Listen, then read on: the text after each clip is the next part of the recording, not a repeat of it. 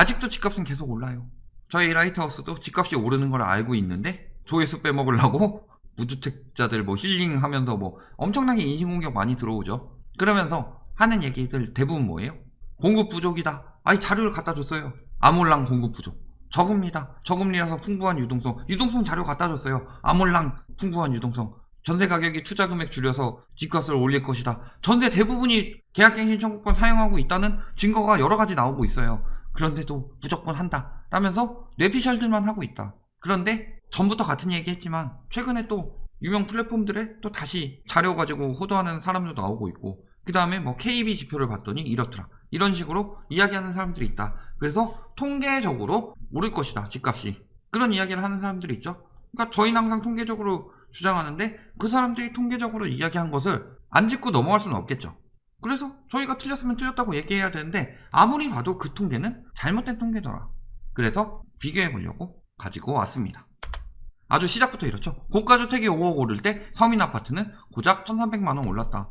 일단은 주택과 아파트죠. 그것을 어떻게 표본을 뽑았냐 라고 보니까 상위 10%의 주택 자산은 5억이 늘었고 하위 10%의 주택 자산은 1300만원 증가하는데 그쳤다. 아우, 상위 10%는 여러 채 살 수 있죠. 항상 비율로 비교하면서 이런 거는 가격으로 비교하죠. 상위 10%의 주택 자산이 어느 정도 되는지, 그 다음에 하위 10%의 주택 자산이 어느 정도 되는지 퍼센테이지도 봐야 되죠. 자산 가액이 12억이에요. 소유주택이 주로 3채고 여기는 5600이죠. 5600에다 1300 더하면 6900. 그렇다면 하위의 재산가는 6900 나누기 5600 해보면 얼마인지 나오죠. 원래 5600인데 1300 올랐으니까 요거 1.3 나온다. 30% 올라간 거죠. 상위 같은 경우는 어떨까요? 41%. 여기는 12.32 더하기 5.13 나누기 12.32 하면은 1.41. 41% 오른 거죠. 금액만. 근데 이것도 비교가 어떻게 된 거예요? 그래도 더 많이 올랐네요? 이렇게 볼 수도 없다. 여기 뭐예요? 자산 가액도 없고 대부분 고가주택 먼저 오르고 저가주택은 나중에 따라 오르는데 요 0.56, 5600이라는 평균이 나오기 위해서는 저가주택 중에서 어떤 것들도 많다? 사실 서민 아파트란 보장도 없죠. 저거 다 빌라나 다세대 이런 거일 가능성도 높은데 그런 식으로 이야기하고 있다. 어차피 자산 많은 사람이 자산 많이 증가하는 거는 원래 그렇게 일어나는 일이잖아요. 아니 유주택 가구를 조사했는데 소유주택수 0.9가 나오는 게 뭐예요? 그런 것까지 다 고려 안 돼 있다. 불화를 치고 있다 라는 거죠. 중위가격 폭등하고 있다. 중위가격 1년간 18% 껑충 하면서 뭐 한 달 새에 10.8% 급등 이런 식으로 계속 나오고 있죠. 전국 아파트로 갑자기 바뀌었어요. 예전에 서울 아파트 하다가 서울 대형 아파트로 바뀌었어요. 똘똘한 채는 서울 대형 아파트니까 똘똘한 채. 언제부터 서울 대형 아파트가 똘똘한 채예요? 똘똘한 채는 서울 강남 쪽이죠. 서울 강북이 올랐고 강남이 떨어졌다. 똘똘한 채가 지금 떨어지고 있다는 소리인데 중위가격 9억 1812원 다 조사받을 판 9억이니까. 근데 여기 오르고 떨어진 얘기 안 하죠. 실질적으로 어때요? 중위가격 7월부터 떨어지고 있다. 710 이후 평균이 어차피 호가해가지고 다같이 호가 올리면 평균 올라가는 거고 중위가격이 떨어지고 있다. 왜 중위가격이 떨어지는 거 기사에 안 내죠? 제가 예전에 그 목토시라고 이야기하면서 많이 깠던 그 부분 뭘 가지고 이야기하느냐? 2015년 노무라 경제연구소 통계 3가지 가져왔어요. 제가 다 반박할 거예요. 유명 부동산 플랫폼이 직접 만든 빵 플랫폼 유튜브에서 이야기했는데 말도 안 되는 소리들 하고 있길래 반박했어요. 일단은 노무라 경제연구소에서 10년차 부부쯤 되면 첫아이가 초등학교 입학할 무렵이라 넓은 집으로 이사하거나 내 집 마련에 나서는 주택 구매 수요층이 된다는 추정이 있으니까 오른다라고 했는데 11년 차로 자기가 10년이 아니라 11년까지 더 붙여버린 거죠. 자기 의견을 더 타진하기 위해서. 그러면서 21년에 증가하니까 내년에 폭등할 것이다. 이런 이야기를 하는데 제대로 알고 있는지부터 모르겠어요. 제가 똑같이 그래프 뽑아봤거든요. 이게 파란 그래프랑 제 파란 그래프랑 굉장히 흡사하게 나오죠. 어차피 22년 여기까지니까. 뭘로 뽑은 거예요? 서울 경기 혼인 건수 기준으로 뽑은 거 맞아요.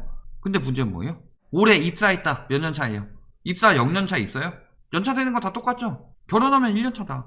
그렇다면은 10년 차가 됐다 라는 거는 결혼 순간부터 10년. 그러니까 예를 들어 2020년이다. 그러면은 2011년에 결혼한 사람이 10년 차가 되는 거죠.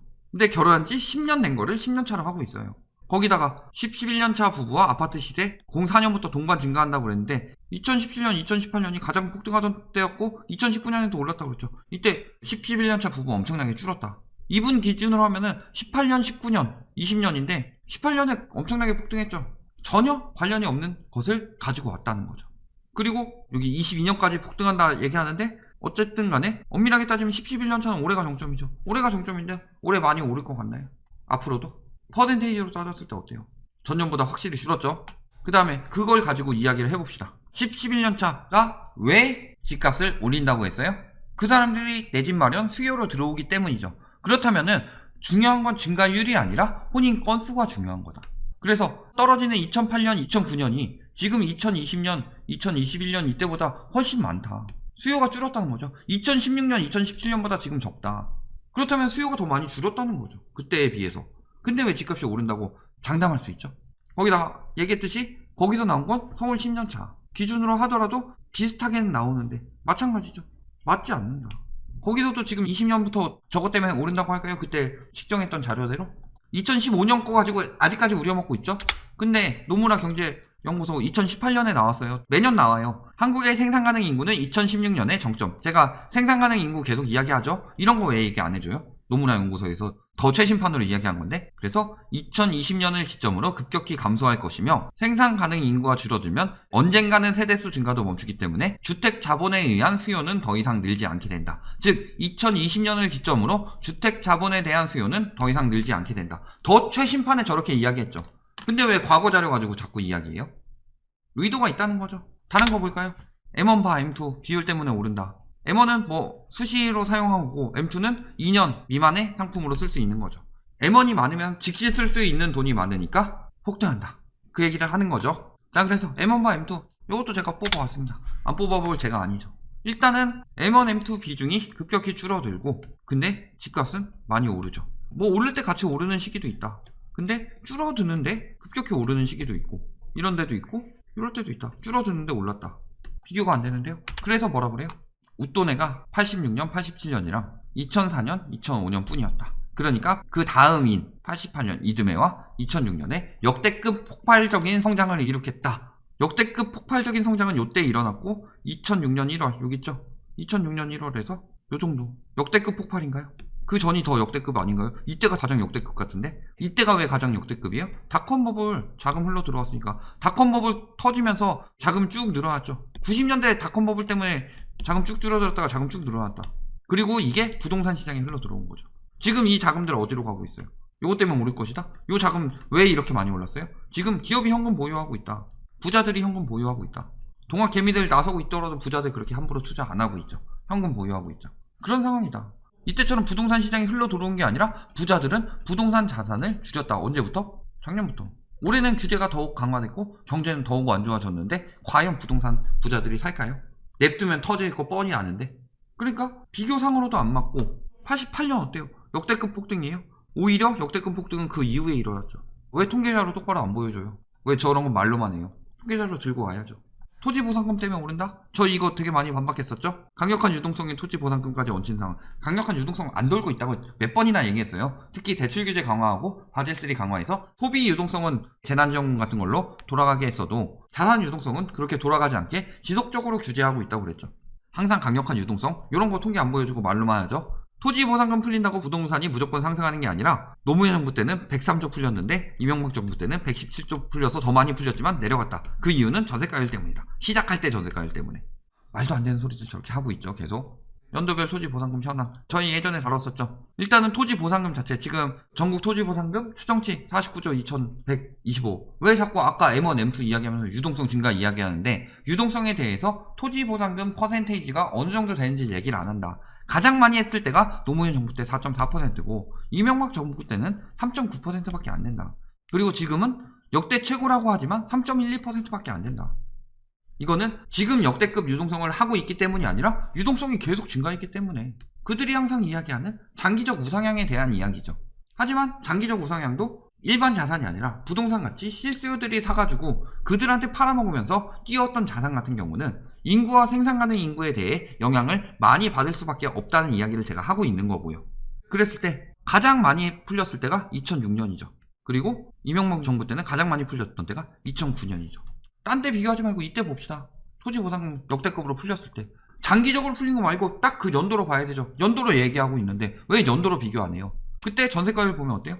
노무현 정부 때 43.8, 이명박 정부 때 40.6.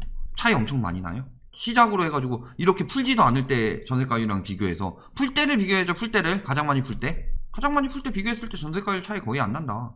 근데 왜 또 이번 정부에서는 정부 시작 때 얘기 안 하고 지금 전세가율 이야기하고 있냐. 임대차 3법 때문에 전세가 막 올린다고 호도해가지고 전세가 올리고 있는 지금 전세가율을 가지고 비교를 하고 자빠졌냐. 거기다가 이 얘기 뭐예요? 이 토지보상금 3.12% 또 다 풀리냐? 대토보상 비율 높인다고 그랬죠. 대토보상 리츠로도 한다고 그랬죠. 현금 유입을 막으려고 여러가지 이때처럼 돈으로 안 준다.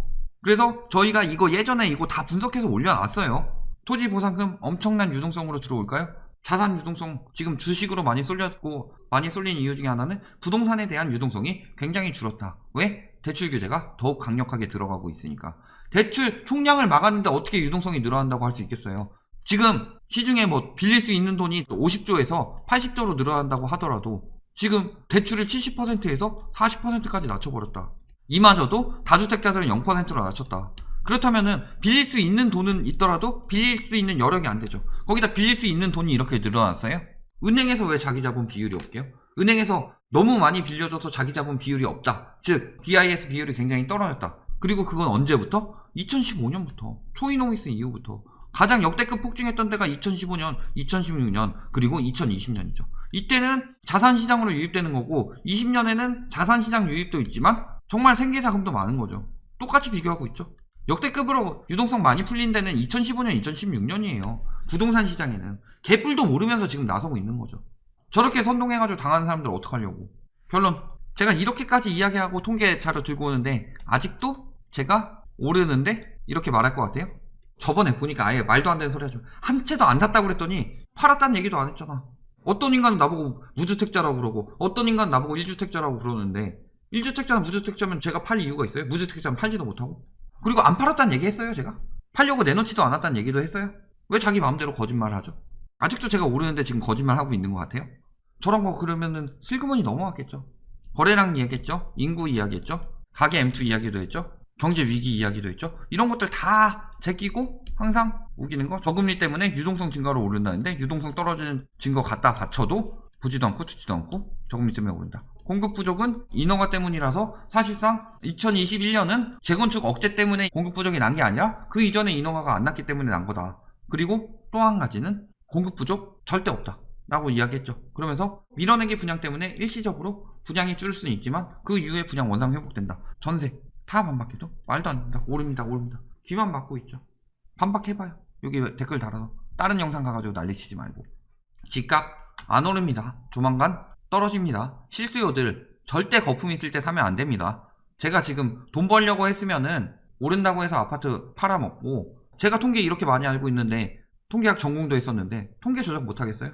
신도시 상가 몇 개만 팔아도 지금 저희가 여태까지 했던 거 그 이상 벌고도 남아요. 시간도 훨씬 더 절약되고 엄청나게 많은 시간 쏟아 부어가지고 말도 안 되는 증거들 다 찾아내고 있는데, 그럼에도 불구하고 그딴 식으로 자꾸 이야기하는데 항상 똥이 보기에는 똥만 보일 뿐입니다. 저나 혹은 저희 조직에 대해서 거짓말하는 인간들의 말 믿지 말고 제가 나중에 다 증빙해 보일 테니까 믿고 하세요.